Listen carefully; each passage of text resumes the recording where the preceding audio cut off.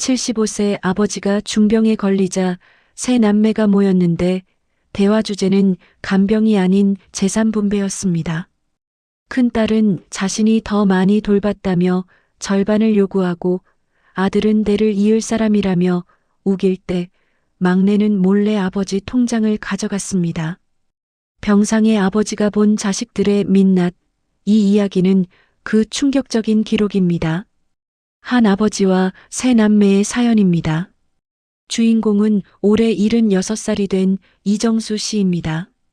정수 씨에게는 세 자녀가 있습니다.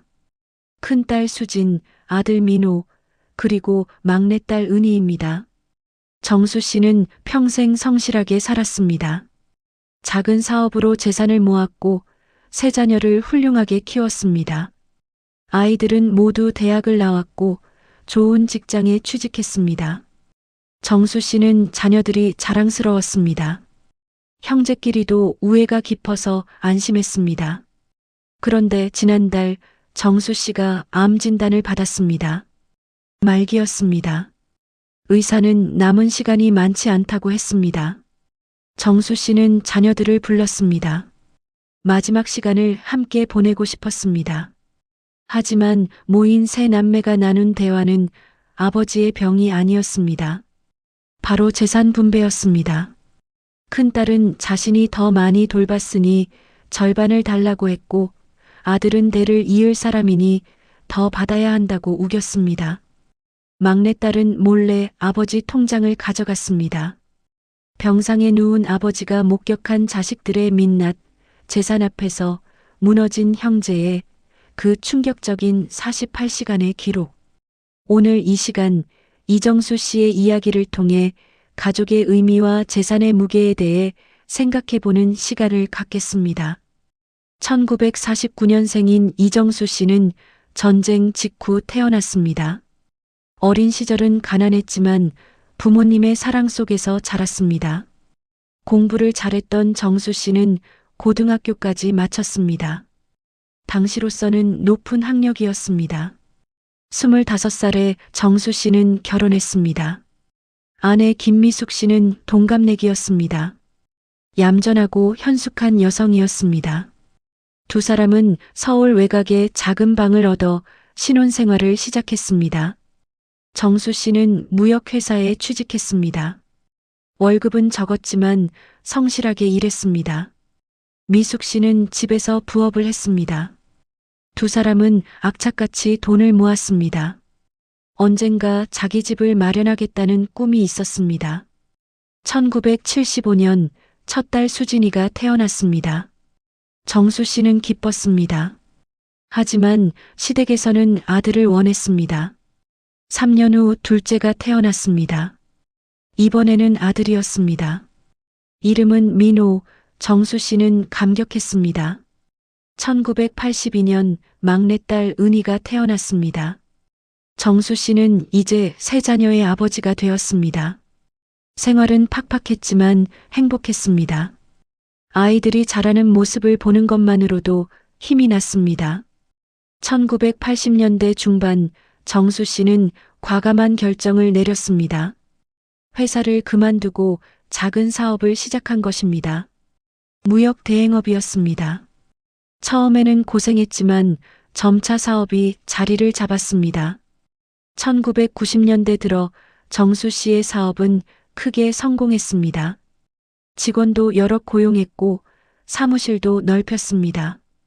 수입이 늘어나면서 집도 샀습니다. 강남의 30평대 아파트였습니다. 정수 씨는 자랑스러웠습니다. 아이들은 모두 좋은 대학에 진학했습니다. 큰딸 수진이는 이화여대 영문과를 나왔습니다.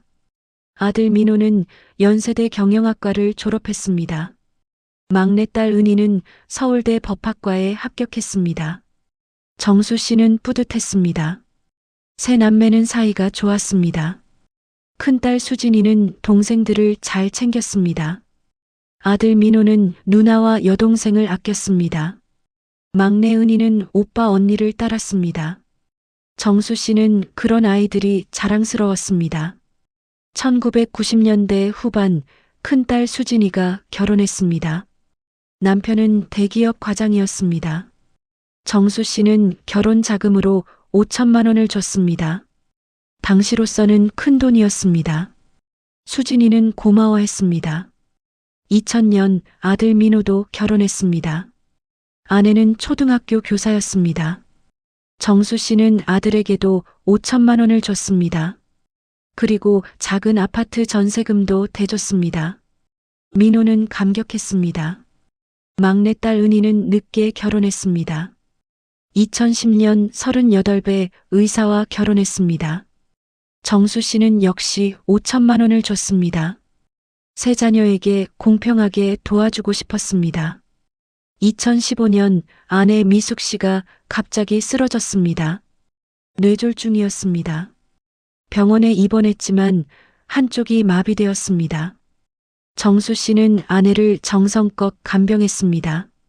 하지만 미숙 씨는 2년 후 세상을 떠났습니다. 정수 씨는 상실감에 빠졌습니다. 45년을 함께 산 아내였습니다. 자녀들이 위로했습니다. 큰딸 수진이는 자주 찾아와 아버지를 돌봤습니다. 아들 민호도 주말마다 왔습니다. 막내 은희는 바빴지만 전화로 자주 안부를 물었습니다. 혼자가 된 정수 씨는 사업을 정리했습니다. 이른을 바라보는 나이에 더 이상 일하기 힘들었습니다. 회사를 매각하고 은퇴했습니다. 손에 쥔 돈은 약 20억 원이었습니다. 평생 모은 재산이었습니다. 정수 씨는 투자를 했습니다. 부동산에 일부 투자하고 예금에도 넣었습니다. 매달 나오는 이자와 임대료로 생활하기에 충분했습니다. 정수 씨는 안정된 노후를 맞이했습니다. 자녀들은 각자의 삶을 살았습니다. 큰딸 수진이는 두 아들을 키우며 전업주부로 살았습니다. 남편은 임원으로 승진했습니다. 생활이 안정적이었습니다. 아들 민호는 사업을 시작했습니다. 처음에는 잘 됐지만 최근 몇 년간 어려움을 겪었습니다. 빚도 생겼습니다. 하지만 아버지에게는 말하지 않았습니다. 막내 은희는 의사인 남편과 잘 살았습니다. 딸 하나를 낳았습니다. 경제적으로 넉넉했습니다. 큰 집에서 여유롭게 살았습니다. 정수 씨는 자녀들이 모두 잘 살고 있다고 믿었습니다. 가끔 모이면 화목했습니다. 명절이면 함께 모여 음식을 나눴습니다. 정수 씨는 행복했습니다. 자신이 키운 세 자녀가 모두 성공했고 사이도 좋았습니다. 하지만 그것은 겉모습일 뿐이었습니다. 평온해 보이는 수면 아래에는 보이지 않는 갈등이 자라고 있었습니다. 재산이라는 씨앗이 뿌려지고 욕심이라는 물이 주어지고 질투라는 햇빛이 비추면서 갈등의 싹이 트고 있었습니다. 2024년 가을 정수 씨는 건강검진을 받았습니다. 매년 받는 정기검진이었습니다. 별 문제 없을 거라고 생각했습니다. 하지만 결과는 충격적이었습니다. 의사가 조심스럽게 말했습니다. 췌장암이 발견됐다고, 이미 사기로 진행됐다고 설명했습니다. 정수 씨는 귀를 의심했습니다. 암이라고? 그것도 사기? 의사는 안타까운 표정으로 계속 말했습니다. 췌장암은 발견이 어렵다고, 증상이 나타날 때는 이미 늦은 경우가 많다고 설명했습니다. 정수 씨는 남은 시간이 얼마나 되냐고 물었습니다. 의사는 머뭇거렸습니다. 길어야 6개월이라고 조심스럽게 대답했습니다. 정수 씨는 멍했습니다. 6개월? 자신에게 남은 시간이 6개월밖에 안 된다고? 믿을 수 없었습니다. 몇 주 전까지만 해도 건강했습니다. 아침에 일어나 산책하고 친구들과 바둑을 두고 평범한 일상을 보냈습니다. 그런데 갑자기 죽음을 선고받다니 현실감이 없었습니다. 병원에서 나온 정수 씨는 한참을 걸었습니다. 어디로 가는지도 모른 채 걸었습니다. 머릿속이 복잡했습니다. 죽는다는 것, 이 세상에서 사라진다는 것이 무엇인지 생각했습니다. 집으로 돌아온 정수 씨는 자녀들에게 연락했습니다. 중요한 이야기가 있으니 이번 주말에 모두 모이라고 말했습니다. 자녀들은 무슨 일이냐고 물었지만 정수 씨는 만나서 이야기하겠다고만 했습니다. 그 주 토요일 세 남매가 아버지 집에 모였습니다. 큰딸 수진이가 먼저 왔습니다. 50살이 된 수진이는 여전히 단정했습니다. 음식을 준비해 왔습니다. 아들 민호도 왔습니다. 46의 민호는 피곤해 보였습니다. 사업 때문에 스트레스를 많이 받는 것 같았습니다. 얼굴에 주름이 늘었습니다. 막내 은희는 조금 늦게 도착했습니다. 42의 은희는 여전히 젊어 보였습니다. 화장을 진하게 했고 옷차림도 화려했습니다. 남편은 바빠서 못 왔다고 말했습니다. 세 남매가 모이자 정수 씨는 식탁에 앉았습니다. 아이들도 둘러앉았습니다. 정수 씨는 입을 열었습니다. 병원에서 암 진단을 받았다고 말기라서 치료가 어렵다고 털어놨습니다. 자녀들은 충격받았습니다. 수진이는 눈물을 흘렸습니다. 민호는 말을 잃었습니다. 은희는 믿을 수 없다는 표정이었습니다. 정수 씨는 담담하게 말을 이었습니다. 의사가 6개월 정도 남았다고 했다고, 그래서 너희를 불렀다고 설명했습니다. 수진이가 물었습니다. 치료는 안 하시냐고, 항암 치료라도 받아야 하는 것 아니냐고 울먹였습니다. 정수 씨는 고개를 저었습니다. 이미 너무 늦었다고, 항암 치료를 해도 생명을 조금 연장할 뿐이라고 말했습니다. 차라리 남은 시간을 편하게 보내고 싶다고 덧붙였습니다. 민호가 말했습니다.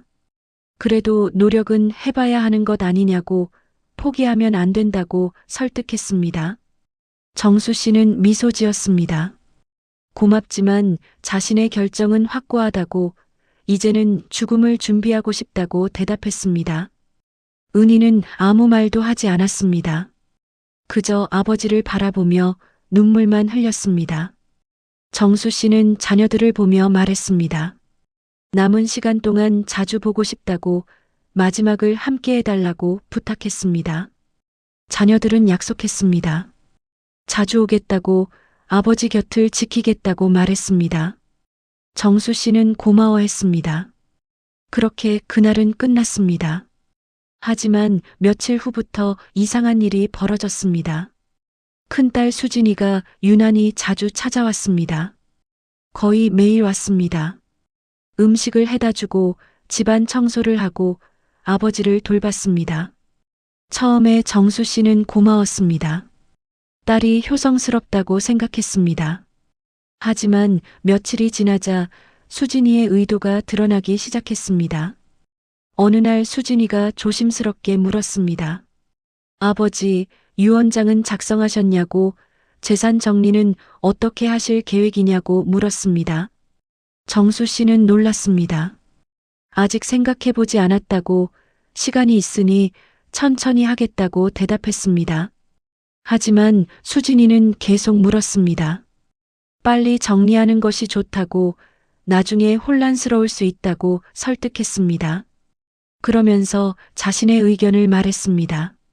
자기가 제일 많이 돌봤으니 재산도 좀 더 받아야 하는 것 아니냐고 주장했습니다. 정수 씨는 어이가 없었습니다. 아버지가 암 선고를 받은 지 일주일밖에 안 됐는데 벌써 재산 이야기를 한다니 믿기지 않았습니다. 수진이는 변명했습니다. 오해하지 말라고, 미리 준비하는 것이 좋을 것 같아서 그렇다고 말했습니다.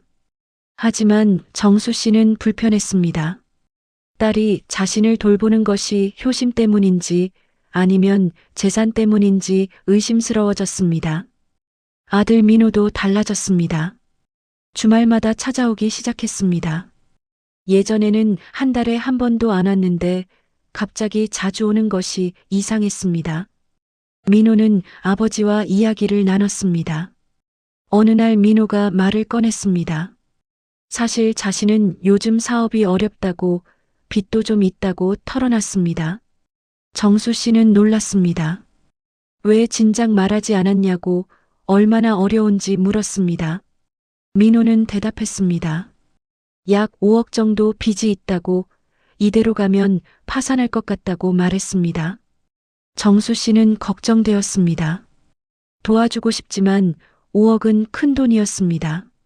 민호가 조심스럽게 제안했습니다. 아버지가 돌아가시면 재산을 상속받을 텐데 미리 좀 받을 수 없냐고 물었습니다. 생전 증여를 해주면 지금 위기를 넘길 수 있다고 설득했습니다. 정수 씨는 난처했습니다. 아들을 돕고 싶지만 다른 자녀들도 생각해야 했습니다. 공평하게 나눠줘야 하는데 아들에게만 먼저 준다면 문제가 생길 것 같았습니다. 민호는 계속 설득했습니다. 자기는 아들이라고, 대를 이을 사람이라고 강조했습니다. 그러니 누나나 여동생보다 더 받는 것이 당연하다고 주장했습니다. 정수 씨는 할 말을 잃었습니다. 막내 은희도 이상했습니다. 전화가 잦아졌습니다. 매일 안부를 물었습니다. 그리고 아버지 건강 상태를 자세히 물었습니다. 통증은 없는지, 식사는 하시는지, 혼자 움직일 수 있는지 캐물었습니다. 정수 씨는 처음에는 딸이 걱정해서 그런다고 생각했습니다. 하지만 며칠 지나자 의도가 드러났습니다. 은희가 물었습니다. 아버지, 통장이며 인감증명서 같은 것들은 어디 보관하시냐고 물었습니다. 정수 씨는 이상하다고 느꼈습니다. 왜 그런 것을 묻냐고 되물었습니다. 은희는 대답했습니다. 나중에 급할 때 찾아야 하니까 미리 알아두는 것이 좋을 것 같아서라고 말했습니다. 정수 씨는 불편했습니다. 자신이 아직 살아있는데 벌써 그런 것을 물어본다니 기분이 좋지 않았습니다. 은희에게 아직 필요 없다고, 때가 되면 알려주겠다고 말했습니다. 암 선고 2주 후 정수 씨는 갑자기 쓰러졌습니다. 극심한 통증 때문이었습니다. 구급차로 병원에 실려갔습니다. 의사는 암이 급속도로 진행되고 있다고 말했습니다. 입원이 필요하다고 했습니다. 정수 씨는 입원했습니다. 자녀들에게 연락이 갔습니다. 세 남매가 모두 병원으로 달려왔습니다. 정수 씨는 병상에 누워 있었습니다. 진통제를 맞아서 통증은 줄었지만 의식은 흐릿했습니다. 의사가 자녀들을 불렀습니다. 따로 상담실로 데려갔습니다. 그리고 조심스럽게 말했습니다. 아버님의 상태가 예상보다 빠르게 나빠지고 있다고, 6개월은커녕 몇 주 안에 위독해질 수 있다고 경고했습니다. 자녀들은 충격받았습니다. 너무 갑작스러웠습니다. 의사는 계속 설명했습니다. 지금 할 수 있는 것은 통증 관리뿐이라고, 가족들이 옆에서 잘 돌봐드리라고 당부했습니다. 병실로 돌아온 세 남매는 아버지를 지켜봤습니다. 정수 씨는 잠들어 있었습니다. 자녀들은 복도로 나와 이야기를 나눴습니다. 수진이가 말했습니다. 아버지 상태가 심각하다고, 이제 시간이 얼마 없을 것 같다고 말했습니다. 민호도 고개를 끄덕였습니다. 은희는 눈물을 흘렸습니다. 그런데 수진이가 갑자기 말을 꺼냈습니다. 이제 재산 정리를 해야 하는 것 아니냐고, 아버지가 의식이 있을 때 유언장을 받아야 한다고 주장했습니다. 민호와 은희는 놀란 표정이었습니다. 수진이는 계속 말했습니다. 지금 안 하면 나중에 문제가 생긴다고, 아버지 의식이 혼미해지기 전에 명확하게 정리해야 한다고 강조했습니다. 민호는 망설였습니다. 지금 그런 이야기를 꺼내는 것이 적절한지 의문이었습니다. 하지만 수진이는 단호했습니다. 감정적으로 생각하지 말고 현실적으로 대처하자고, 어차피 해야 할 일이라면 빨리 하는 것이 낫다고 설득했습니다. 은희도 동의했습니다. 누나 말이 맞는 것 같다고, 미리 정리하는 것이 좋겠다고 말했습니다. 결국 세 남매는 합의했습니다. 아버지가 깨면 재산 분배에 대해 이야기하기로 했습니다. 하지만 어떻게 나눌 것인지를 놓고 의견이 엇갈렸습니다. 수진이가 주장했습니다. 자기가 제일 많이 돌봤으니 절반을 받아야 한다고 말했습니다. 민호와 은희가 나머지를 나눠 가지면 된다고 제안했습니다. 민호는 반대했습니다. 자기는 아들이라고 대를 이을 사람이라고 강조했습니다. 옛날부터 장남이 더 많이 받는 것이 전통이라고 적어도 40%는 받아야 한다고 주장했습니다. 은희도 가만히 있지 않았습니다. 무슨 옛날 이야기냐고, 요즘 세상에 누가 그렇게 하냐고 반박했습니다. 자기도 딸이지만 똑같이 받을 권리가 있다고 3분의 1씩 공평하게 나눠야 한다고 주장했습니다. 세 남매는 복도에서 언성을 높였습니다. 간호사가 조용히 하라고 주의를 줬지만 멈추지 않았습니다. 서로 자기가 더 받아야 한다고 우겼습니다. 수진이가 따졌습니다.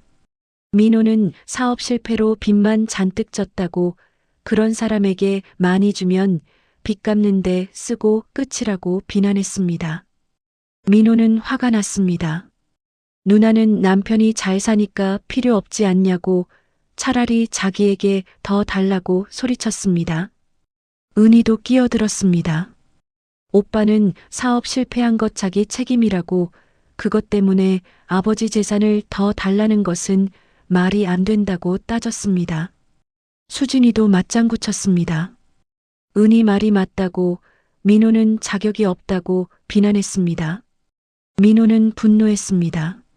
누나들은 시집 갔으면 끝이라고, 아버지 재산에 욕심내지 말라고 소리쳤습니다.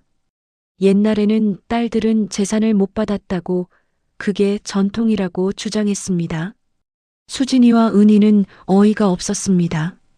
무슨 시대착오적인 소리냐고, 지금이 몇 년대인데 그런 말을 하냐고 반박했습니다. 법적으로 자녀는 모두 똑같은 상속권이 있다고, 남자라고 더 받을 이유가 없다고 따졌습니다. 싸움은 계속됐습니다. 과거의 일들이 하나씩 튀어나왔습니다. 수진이는 민호가 대학 등록금을 더 많이 받았다고 비난했습니다. 민호는 수진이가 결혼할 때 집 한 채 값을 받았다고 맞받았습니다. 은희는 자기는 제일 늦게 결혼해서 제일 적게 받았다고 불평했습니다. 그 순간 병실 안에서 소리가 들렸습니다. 정수 씨가 깨어난 것입니다.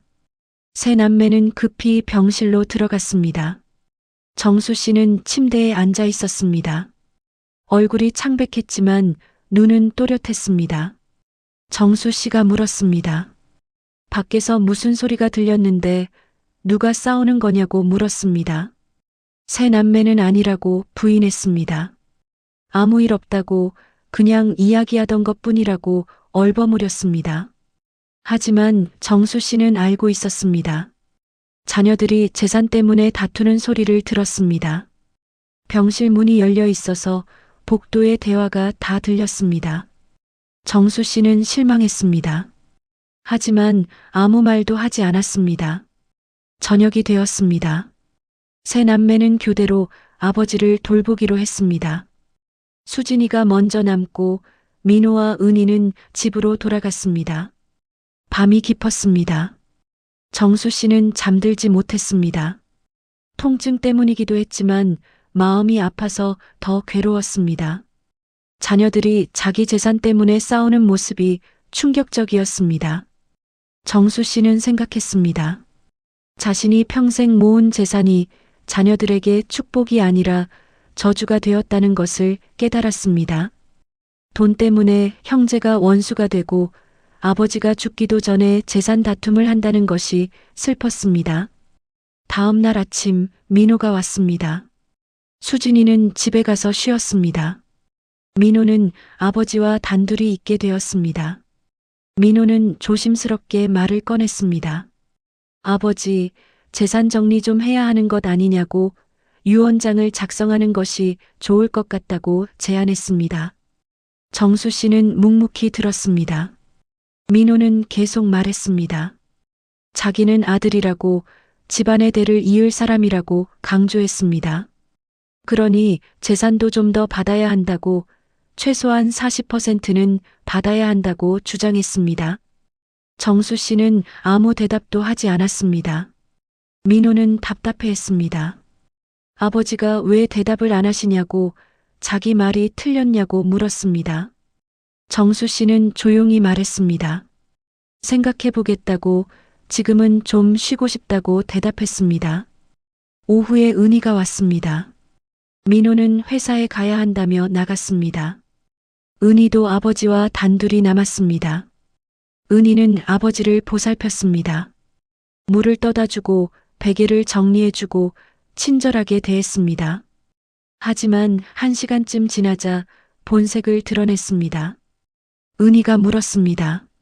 아버지, 통장이랑 도장은 어디 있냐고, 집에 있냐고 물었습니다. 정수 씨는 왜 묻냐고 되물었습니다. 은희는 대답했습니다. 나중에 급할 때 필요할 것 같아서라고, 미리 알아두면 좋을 것 같다고 말했습니다. 정수 씨는 불편했습니다. 자기가 아직 살아있는데 벌써 통장을 찾는다는 것이 기분 나빴습니다. 정수 씨는 거절했습니다. 아직 필요 없다고, 나중에 이야기하겠다고 말했습니다. 은희는 섭섭한 표정이었습니다. 왜 안 가르쳐 주시냐고, 자기를 믿지 못하시냐고 따졌습니다. 정수 씨는 한숨을 쉬었습니다. 믿고 안 믿고의 문제가 아니라고, 아직 그럴 때가 아니라고 설명했습니다. 하지만 은희는 납득하지 못했습니다. 저녁에 다시 수진이가 왔습니다. 은희와 교대했습니다. 수진이는 저녁을 준비해 왔습니다. 아버지가 좋아하는 음식이었습니다. 정수 씨는 고마워했지만 마음은 편치 않았습니다. 수진이도 재산 이야기를 꺼냈습니다. 아버지, 유언장 작성은 언제 하실 거냐고, 빨리 하는 것이 좋을 것 같다고 재촉했습니다. 그러면서 자기 의견을 말했습니다. 자기가 제일 많이 돌봤으니 절반을 받아야 한다고, 민호는 사업 실패했으니 적게 주는 것이 맞다고, 은희는 남편이 잘 사니까 많이 필요 없을 거라고 주장했습니다. 정수 씨는 화가 났습니다.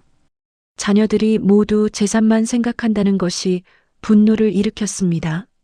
정수 씨는 소리쳤습니다. 너희가 지금 뭐 하는 거냐고, 아버지가 아직 살아있는데 재산 다툼을 하는 것이 말이 되냐고 꾸짖었습니다. 수진이는 당황했습니다. 오해하지 말라고, 미리 준비하는 것일 뿐이라고 변명했습니다. 하지만 정수 씨는 듣지 않았습니다. 병실에서 나가라고, 보기 싫다고 소리쳤습니다. 수진이는 울면서 나갔습니다. 정수 씨는 혼자 남았습니다. 가슴이 답답했습니다. 진통제를 달라고 간호사를 불렀습니다. 다음 날 아침 정수 씨는 퇴원하기로 결정했습니다. 병원에 있어도 치료받을 것이 없었습니다. 차라리 집에서 편하게 지내고 싶었습니다. 의사는 재입원이 필요할 수 있다고 경고했지만 정수 씨의 결심은 확고했습니다. 집으로 돌아온 정수 씨는 서재로 갔습니다. 중요한 서류들을 정리하고 싶었습니다. 책상 서랍을 열었는데 이상한 점을 발견했습니다. 통장 몇 개가 없어진 것입니다. 정수 씨는 당황했습니다. 분명 여기 보관했는데 어디로 갔을까요? 서랍을 뒤졌지만 찾을 수 없었습니다. 다른 곳을 찾아봤지만 역시 없었습니다. 정수 씨는 불안했습니다. 혹시 도둑이 들었나 싶었습니다. 하지만 집에 침입한 흔적은 없었습니다. 현관문도 멀쩡했고 창문도 잠겨 있었습니다. 그럼 누가 가져간 걸까요? 정수 씨는 생각했습니다. 자신 말고 이 집 열쇠를 가진 사람은 세 자녀뿐이었습니다. 혹시 자녀 중 누군가가 가져간 것은 아닐까 의심되었습니다. 정수 씨는 큰딸 수진이에게 전화했습니다. 통장 본 적 있냐고 물었습니다. 수진이는 모른다고 대답했습니다. 정수 씨는 아들 민호에게도 전화했습니다. 민호도 모른다고 했습니다. 마지막으로 막내 은희에게 전화했습니다. 은희는 전화를 받지 않았습니다. 여러 번 걸었지만 계속 부재 중이었습니다. 정수 씨는 의심이 커졌습니다. 저녁이 되어서야 은희에게서 전화가 왔습니다. 정수 씨는 추궁했습니다. 통장 가져갔냐고, 왜 전화를 안 받았냐고 따졌습니다. 은희는 당황하는 목소리였습니다. 한참의 침묵 후 은희가 인정했습니다. 자기가 가져갔다고, 미안하다고 사과했습니다. 정수 씨는 화가 났습니다. 왜 가져갔냐고, 허락도 없이 어떻게 그럴 수 있냐고 소리쳤습니다. 은희는 변명했습니다. 아버지가 돌아가시면 찾기 어려울 것 같아서 미리 보관하려고 했다고, 나쁜 의도는 아니었다고 말했습니다. 하지만 정수 씨는 믿지 않았습니다. 정수 씨는 명령했습니다. 당장 가져오라고, 오늘 안에 돌려놓으라고 소리쳤습니다. 은희는 알겠다고 대답했습니다. 하지만 목소리에서 불만이 묻어났습니다. 1시간 후 은희가 왔습니다. 통장들을 들고 왔습니다. 정수 씨에게 건네며 미안하다고 다시 한번 사과했습니다. 하지만 표정은 미안해 보이지 않았습니다. 정수 씨가 물었습니다. 통장을 가져가서 뭐 하려고 했냐고, 돈을 빼려고 한 것 아니냐고 따졌습니다. 은희는 부인했습니다. 그냥 보관만 하려고 했다고, 돈은 안 건드렸다고 말했습니다. 하지만 정수 씨가 통장을 확인하자 충격적인 사실을 발견했습니다. 한 통장에서 1천만 원이 인출되어 있었습니다. 며칠 전에 빠져나간 돈이었습니다. 정수 씨는 은희를 노려봤습니다. 은희는 얼굴이 하얗게 질렸습니다. 정수 씨가 따졌습니다. 이게 뭐냐고, 돈을 빼간 것 아니냐고 소리쳤습니다. 은희는 한참 망설이다가 인정했습니다. 은희가 말했습니다. 급하게 돈이 필요했다고, 잠깐 빌린 것뿐이라고, 나중에 갚으려고 했다고 변명했습니다. 정수 씨는 기가 막혔습니다. 허락도 없이 돈을 빼가고, 그것도 아버지가 암 투병 중인데 그럴 수 있냐고 소리쳤습니다. 은희는 울기 시작했습니다. 정말 급했다고, 다른 방법이 없었다고 울먹였습니다. 남편이 투자 실패로 빚을 졌다고, 그 돈으로 빚을 갚아야 했다고 털어놨습니다. 정수 씨는 실망했습니다. 남편 빚을 갚으려고 아버지 돈을 훔쳐간 것입니다. 은희에게 말했습니다. 당장 돌려놓으라고, 일주일 안에 1천만 원을 돌려놓으라고 명령했습니다. 은희는 난처한 표정이었습니다. 이미 다 썼다고, 당장은 돌려줄 수 없다고 말했습니다. 정수 씨는 분노했습니다. 그럼 어떻게 할 거냐고, 훔쳐간 돈을 그냥 가지고 있을 거냐고 따졌습니다.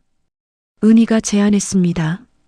나중에 상속받을 때 그 금액만큼 빼면 안 되냐고, 그렇게 정리하면 되지 않냐고 말했습니다. 정수 씨는 어이가 없었습니다. 자기가 아직 살아있는데 벌써 상속 계산을 하고 있다니 믿기지 않았습니다. 정수 씨는 은희를 내쫓았습니다. 당장 나가라고, 다시는 얼굴 보기 싫다고 소리쳤습니다. 은희는 울면서 나갔습니다. 정수 씨는 주저앉았습니다. 가슴이 무너지는 것 같았습니다. 다음 날 정수 씨는 변호사를 불렀습니다. 유언장을 작성하고 싶다고 말했습니다. 변호사가 왔습니다. 정수 씨는 자신의 의사를 밝혔습니다. 정수 씨는 결정했습니다. 재산을 세 자녀에게 똑같이 나눠주되 은희가 가져간 1천만 원은 은희 몫에서 빼기로 했습니다. 그리고 한 가지 조건을 붙였습니다. 자신이 죽은 후 49제까지 세 남매가 화목하게 지내야 한다는 조건이었습니다. 만약 싸우거나 다투면 그 사람의 상속분은 자동으로 취소된다는 내용을 넣었습니다. 변호사는 그런 조건이 법적으로 유효한지 의문이라고 했지만 정수 씨는 고집했습니다. 유언장이 작성되었습니다. 변호사는 원본을 가지고 갔고 사본 하나를 정수 씨에게 남겼습니다. 정수 씨는 그것을 금고에 보관했습니다. 며칠 후 큰딸 수진이가 찾아왔습니다. 그동안 있었던 일을 들었다고 은희가 정말 그랬냐고 물었습니다. 정수 씨는 사실이라고 대답했습니다.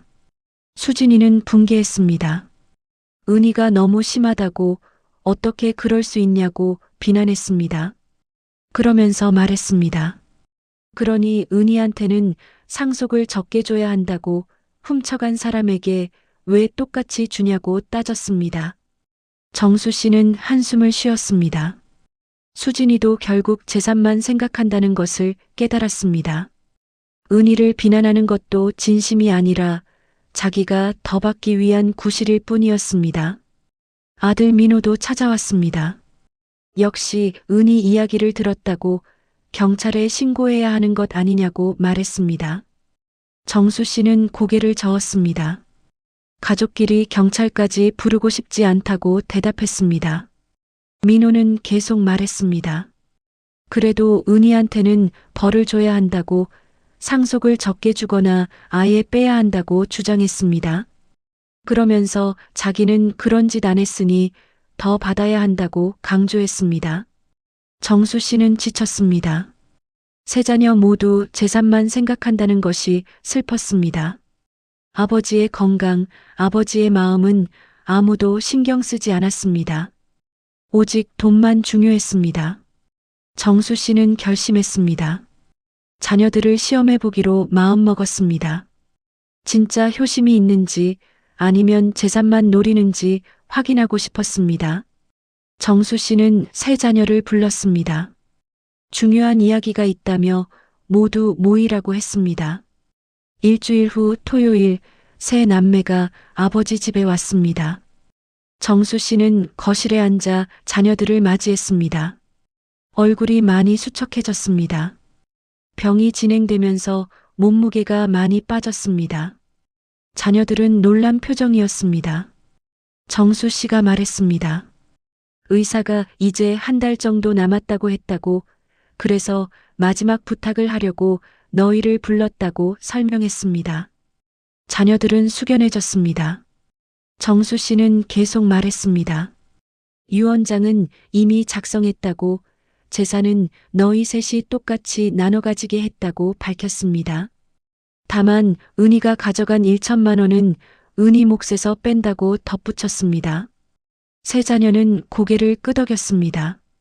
수진이와 민호는 만족스러운 표정이었습니다. 은희는 미안한 얼굴이었습니다.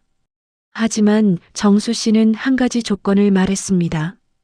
자신이 죽은 후 49제까지 세 남매가 화목하게 지내야 한다고, 싸우거나 다투면 안 된다고 당부했습니다.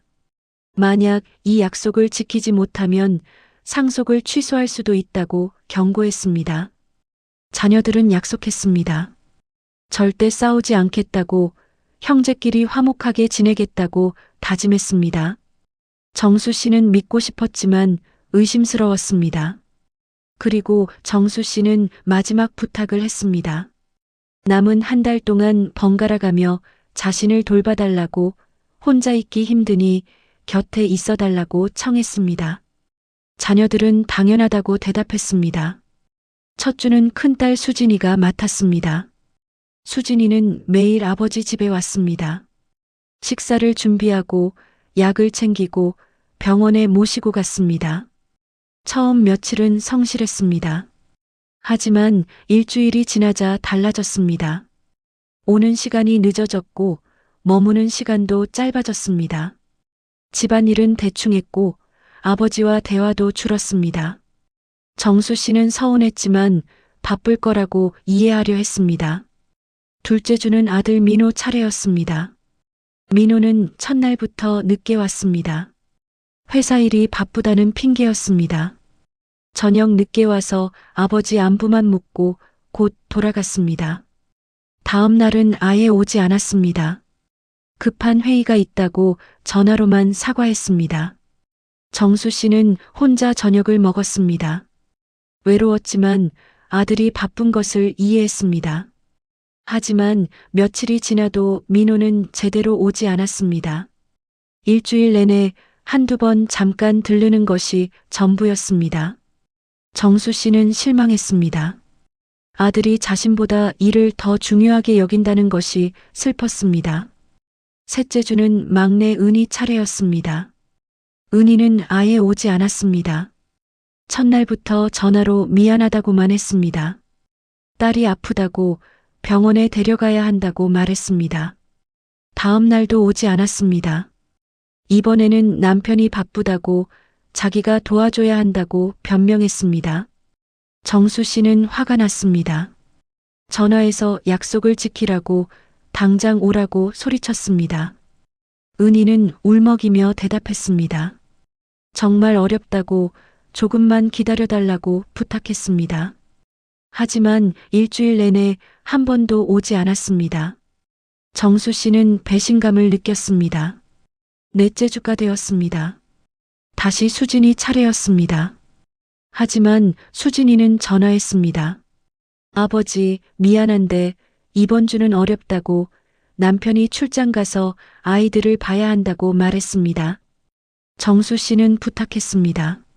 아이들이 시끄러우면 아버지가 쉬기 힘들 거라고 다음 주에 가겠다고 약속했습니다.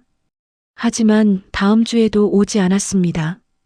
이번에는 자기가 아프다고 감기 걸려서 아버지한테 옮길까봐 못 간다고 말했습니다. 정수 씨는 허탈했습니다. 결국 정수 씨는 한 달 내내 거의 혼자 있었습니다. 자녀들은 약속을 지키지 않았습니다. 가끔 잠깐 들르는 것이 전부였습니다. 진심으로 돌본 사람은 아무도 없었습니다. 정수 씨는 깨달았습니다. 자녀들은 재산만 원할 뿐 아버지는 원하지 않는다는 것을 알았습니다. 곁에 있어달라는 부탁은 무시하고 유산만 기다리고 있었습니다. 정수 씨는 결심했습니다.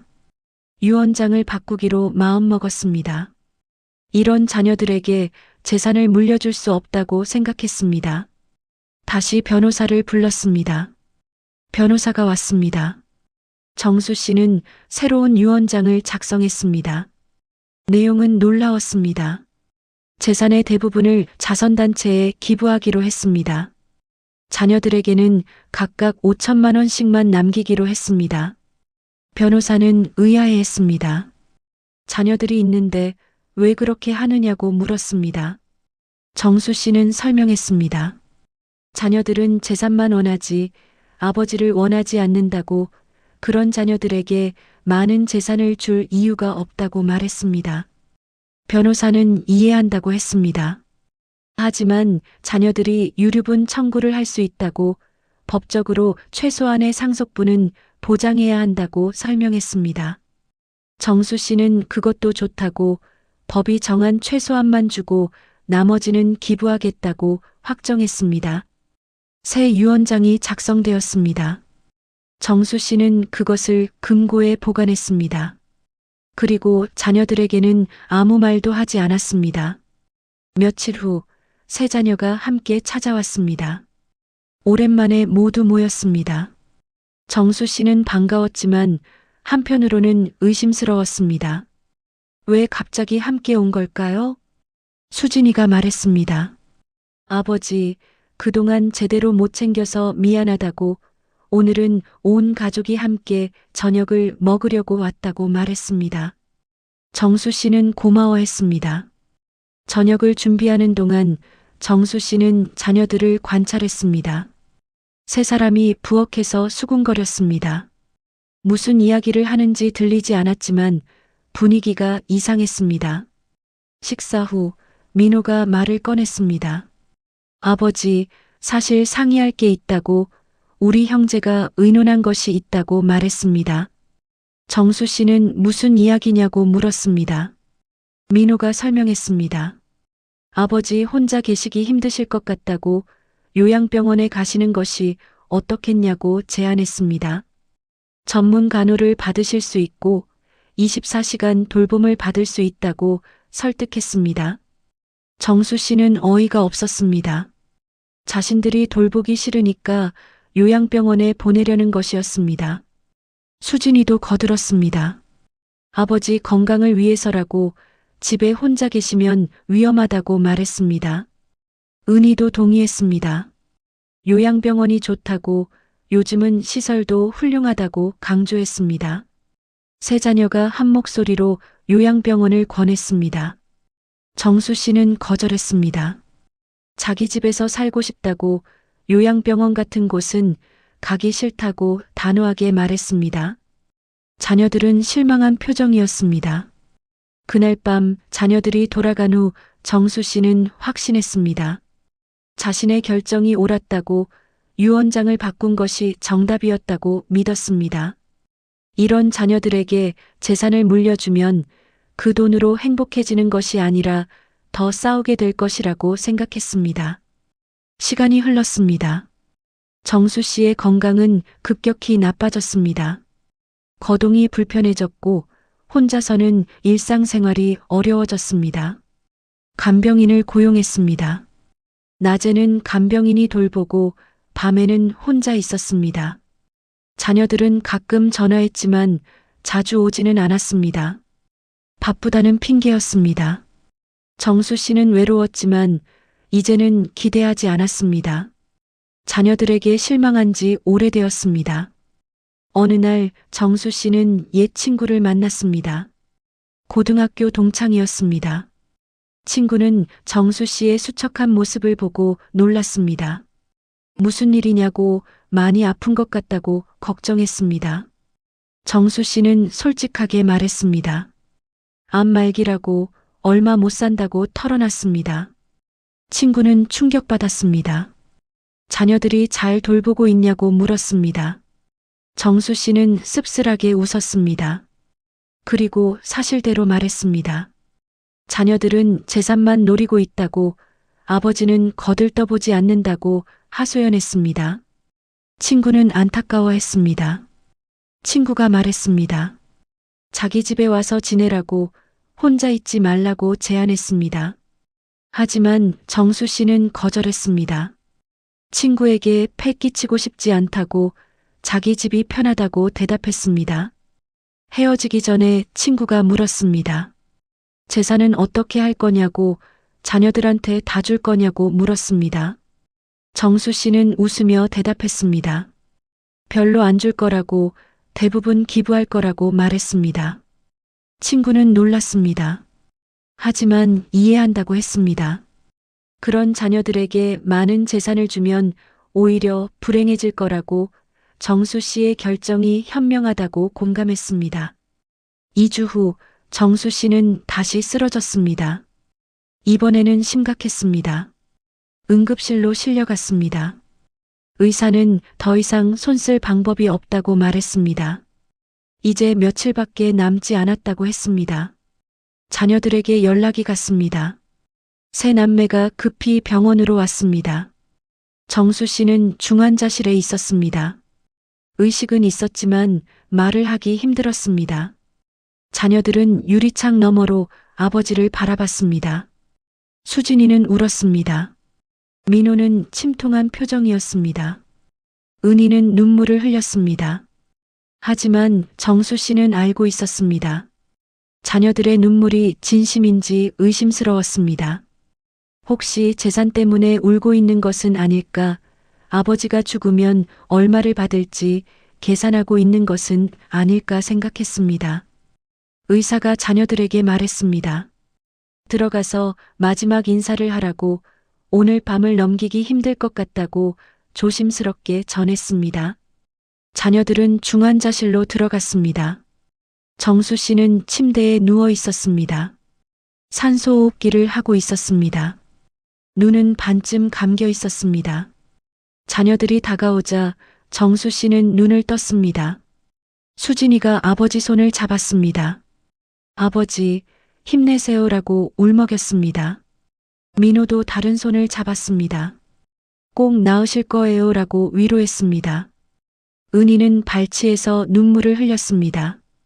정수 씨는 자녀들을 바라봤습니다. 한 명 한 명 얼굴을 보며 생각했습니다. 자신이 평생 사랑한 자녀들이었습니다. 키우느라 고생했고 가르치느라 애썼고 성공하길 바랐던 아이들이었습니다. 하지만 이제는 알았습니다. 자녀들은 자신을 사랑하지 않는다는 것을, 오직 재산만 사랑한다는 것을 깨달았습니다. 그 깨달음이 슬펐습니다. 정수 씨는 힘겹게 입을 열었습니다. 작은 목소리로 말했습니다. 유원장, 금고에. 하지만 문장을 끝내지 못했습니다. 숨이 차올랐습니다. 자녀들은 긴장했습니다. 유원장이 어디 있냐고, 금고 비밀번호가 뭐냐고 물었습니다. 하지만 정수 씨는 대답하지 않았습니다. 눈을 감았습니다. 의료진이 달려왔습니다. 활력 징후가 떨어지고 있다고, 위독하다고 알렸습니다. 자녀들은 밖으로 나가야 했습니다. 복도에서 기다리는 동안 세 남매는 걱정했습니다. 하지만 그 걱정은 아버지의 생명이 아니었습니다. 유원장이 어디 있는지, 재산이 어떻게 분배되는지가 걱정이었습니다. 수진이가 말했습니다. 아버지가 금고 비밀번호를 안 가르쳐 주셨다고, 어떻게 하면 좋겠냐고 물었습니다. 민호가 대답했습니다. 나중에 열어보면 된다고, 방법이 있을 거라고 말했습니다. 은희도 걱정했습니다. 유언장에 뭐라고 써 있을까? 혹시 자기가 돈 가져간 일 때문에 상속을 안 주는 건 아닐까 불안해했습니다. 새벽 3시 정수 씨는 숨을 거두었습니다. 76의 생을 마감했습니다. 자녀들은 슬퍼했습니다. 하지만 그 슬픔 속에는 다른 감정도 섞여 있었습니다. 안도감, 기대감, 그리고 욕심이었습니다. 장례식은 3일장으로 치러졌습니다. 많은 사람들이 조문을 왔습니다. 세 자녀는 상주로서 조문객을 맞이했습니다. 겉으로는 슬픈 표정이었지만 속으로는 다른 생각을 하고 있었습니다. 장례식 둘째 날 세 남매는 모여서 이야기를 나눴습니다. 장례가 끝나면 유언장을 확인해야 한다고, 재산 분배를 빨리 정리하자고 의논했습니다. 수진이는 자기가 제일 많이 돌봤으니 더 받아야 한다고 다시 주장했습니다. 민호는 아들이니까 더 받는 것이 맞다고 고집했습니다. 은희는 똑같이 나누자고 제안했습니다. 결국 합의를 보지 못했습니다. 유언장을 보고 다시 이야기하기로 했습니다. 하지만 속으로는 각자 계산을 하고 있었습니다. 얼마나 받을지, 어떻게 더 받을지 궁리하고 있었습니다. 장례가 끝난 다음 날 세 남매는 아버지 집에 모였습니다. 금고를 열어야 했습니다. 하지만 비밀번호를 몰랐습니다. 여러 번 시도했지만 실패했습니다. 결국 전문가를 불렀습니다. 금고를 강제로 열었습니다. 안에는 유언장이 있었습니다. 세 남매는 긴장하며 봉투를 열었습니다. 유언장을 읽는 순간 세 사람의 얼굴이 하얗게 변했습니다. 내용은 충격적이었습니다. 재산의 대부분이 자선단체에 기부된다는 것이었습니다. 자녀들에게는 각각 5천만 원씩만 남긴다는 내용이었습니다. 수진이가 소리쳤습니다. 이게 뭐냐고, 말도 안 된다고 울부짖었습니다. 민호도 믿을 수 없다는 표정이었습니다. 은희는 주저앉아 울었습니다. 세 남매는 변호사를 찾아갔습니다. 이 유언장이 유효하냐고, 무효로 만들 수 없냐고 따졌습니다. 변호사는 설명했습니다. 유언장은 법적으로 유효하다고, 정수 씨가 정신이 온전한 상태에서 작성한 것이라고 말했습니다. 다만 자녀들은 유류분을 청구할 수 있다고, 법정 상속분의 절반은 받을 권리가 있다고 설명했습니다. 세 남매는 유류분 청구를 하기로 결정했습니다. 하지만 계산해 보니 유류분도 얼마 되지 않았습니다. 전체 재산이 20억인데 자녀 셋이 나눠받을 유류분은 각각 약 3억 정도였습니다. 기대했던 것보다 훨씬 적었습니다. 세 남매는 실망했습니다. 그리고 아버지를 원망했습니다. 왜 이렇게 했냐고, 자식들을 버린 것 아니냐고 분개했습니다. 하지만 유언장에는 편지가 하나 더 들어 있었습니다. 정수 씨가 자녀들에게 남긴 마지막 편지였습니다. 수진이가 펼쳐 읽었습니다. 편지에는 이렇게 써 있었습니다. 사랑하는 나의 자녀들에게 이 편지를 읽는다는 것은 내가 이미 세상을 떠났다는 뜻이겠지. 너희는 아마 유언장을 보고 충격받았을 것이다. 왜 아버지가 이렇게 했는지 이해하지 못할 것이다. 나는 너희를 사랑했다. 평생 너희를 위해 일했고 너희가 성공하길 바랐다. 하지만 마지막 순간 나는 깨달았다. 너희는 아버지를 사랑하지 않았다는 것을. 내가 암 선고를 받았을 때 너희는 재산만 걱정했다. 내가 죽어가는 동안 너희는 상속분을 계산했다. 곁에 있어달라고 부탁했지만 아무도 지키지 않았다. 나는 많은 재산을 남기고 싶었다. 하지만 그 재산이 너희를 행복하게 할 것 같지 않았다. 오히려 더 싸우게 만들고 더 욕심내게 만들 것 같았다. 그래서 결정했다. 재산은 필요한 사람들에게 주기로. 자선단체에 기부하면 더 많은 사람들이 혜택을 받을 것이다. 너희는 이미 충분히 가지고 있다. 교육도 받았고 직업도 있고 가정도 있다. 5천만 원은 적은 돈이 아니다. 그 돈으로 뭔가 의미 있는 일을 하길 바란다. 그리고 형제끼리 싸우지 말고 화목하게 지내길 바란다. 마지막으로 한 가지 말하고 싶다. 재산이 중요한 것이 아니다. 사랑이 중요하다. 너희가 나를 사랑했다면 재산이 얼마든 상관없었을 것이다. 하지만 너희는 재산만 사랑했다. 이제 나는 떠난다. 부디 이 편지를 읽고 반성하길 바란다. 그리고 너희 자녀들에게는 같은 실수를 하지 않길 바란다. 사랑한다. 나의 자녀들아. 아버지 이정수. 편지를 다 읽고 나자 세 남매는 침묵했습니다. 수진이는 눈물을 흘렸습니다. 민호는 고개를 떨구었습니다. 은희는 흐느꼈습니다. 그제야 깨달았습니다. 자신들이 무엇을 잃었는지, 무엇을 소중히 여겼어야 했는지 알게 되었습니다. 하지만 이미 늦었습니다. 아버지는 떠나셨고 돌이킬 수 없었습니다. 여러분, 오늘 이정수 씨와 세 자녀의 이야기를 들으시면서 무엇을 느끼셨나요? 재산 앞에서 무너진 형제애가, 돈 때문에 변한 자녀들이 어떻게 보이셨나요? 이 이야기는 우리 주변에서 흔히 일어나는 일입니다. 부모가 돌아가시면 형제들이 재산 때문에 싸웁니다.